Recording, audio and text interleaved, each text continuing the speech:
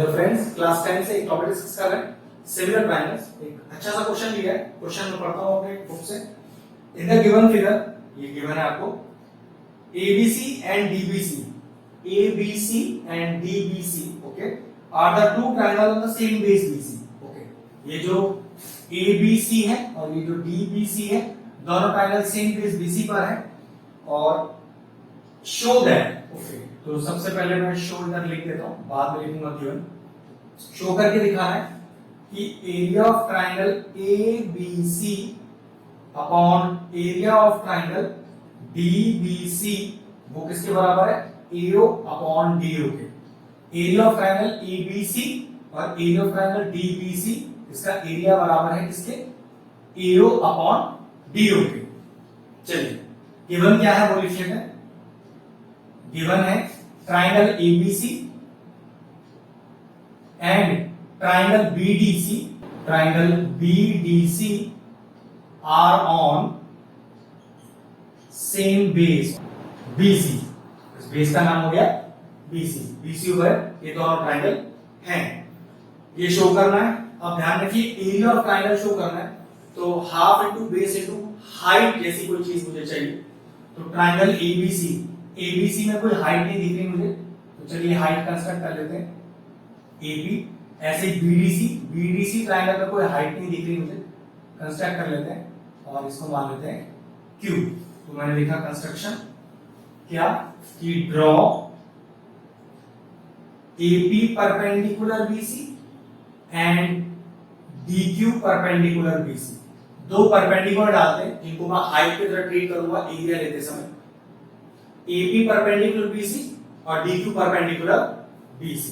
चलिए सॉल्यूशन करते हैं। सॉल्यूशन पर इसलिए लिख रहा हूं क्योंकि वहां पर टू प्रूफ नहीं लिखा, शो लिखा हुआ है।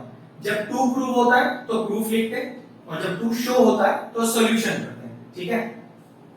चलिए इसी को उठा लेते हैं, इसके एलएचएस को। देखो, area of triangle ABC upon area of triangle DBC, और दोनों ट्रायंगल के एरिया कितना होता है? भाई ABC की एरिया की बात करें तो एरिया का फॉर्मूला होता है हाफ बेस क्या होगा ABC में? पूरा BC, और हाइट क्या होगा? ये जो हमने कंस्ट्रक्शन में परपेंडिकुलर लिया है, होल अपॉन DBC की बात करें तो वही फॉर्मूला वही है, हाफ बेस क्या है? बेस तो इसका भी BC ही है, और हाइट क्या है? हाइट इसका परपेंडिकुलर जो हमने लिया है। अब जरा ध्यान से देखिए, ये कैंसिल आउट हो रहा है, हाफ से हाफ चला गया, BC से BC चला गया, तो हमारे पास कितना आ गया? AP upon DQ।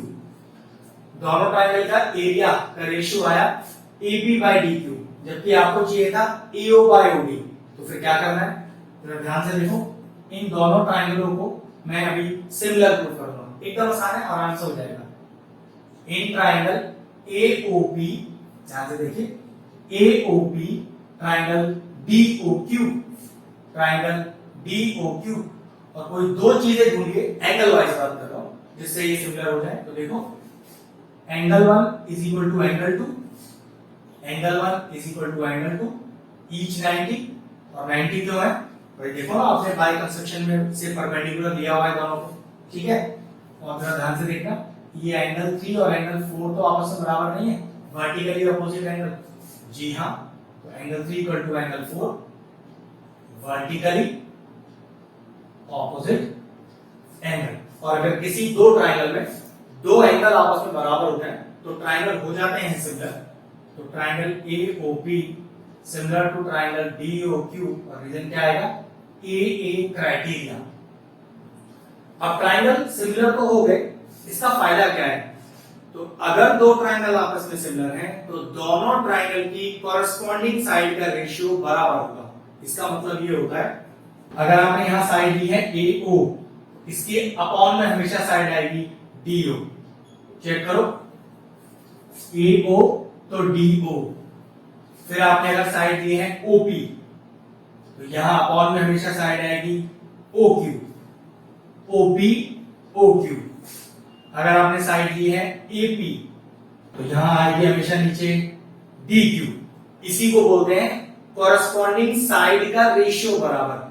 ये जो आपने तीन साइड्स का रेशियो लिया है, इसे बोलते हैं कॉरस्पॉन्डिंग साइड का रेशियो, और ये तभी ले सकते हैं जब ट्राइंगल आपस में सिमिलर हो। अब चेक करो, इसमें अपना काम बन जाना चाहिए। चेक करो, AP बाय DQ किसके बराबर है? AP by DQ AO by OC के बराबर तो नहीं है? बिल्कुल है। तो मैं इसको फिर से लिखता हूं इस तरह से, area of ABC upon area of DBC, और इक्वल में वैसे क्या लिखा हुआ है? इक्वल में लिखा है AP बाय DQ, लेकिन मैं इस AP बाय DQ को क्या लिख दूं? मैं लिख दूं AO बाय DO। चेक करो, ये AO बाय DO ही तो कहीं प्रूव नहीं करना था। चेक करो यहाँ पर, हाँ बिल्कुल यही सेम प्रूव करना था। ये लीजिए आ गया आपका आंसर। मतलब एरिया ऑफ ट्राइंगल लगाना है, वहां से सिमिलरिटी करके AP बाय DQ को रिलेशन यूज करना है AO बाय DO बराबर करके और पुट कर देना है। ये लीजिए क्वेश्चन फिनिश हो गया। एक बहुत बेहतरीन क्वेश्चन था, अच्छे से प्रैक्टिस कीजिएगा। वीडियो फिनिश करते हैं।